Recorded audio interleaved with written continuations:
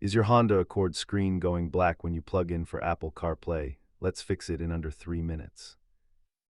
Data shows that 8 out of 10 CarPlay connection failures are simply caused by a damaged or non-certified Lightning cable.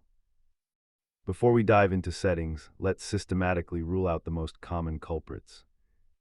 Start by swapping your cable for a known good one and inspect the console port for pocket lint. If the hardware is fine, the issue is often a software handshake conflict between your phone and the head unit. A clean slate usually works, so delete the pairing from both devices and restart them before reconnecting. If these steps fail to bring the screen back, you might be looking at a hardware fault requiring a dealer visit. As you can see, the vast majority of these black screen issues are resolved without ever needing a professional technician.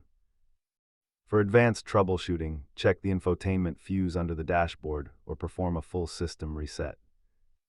You don't need much to troubleshoot this, just a high-quality cable and common sense basics.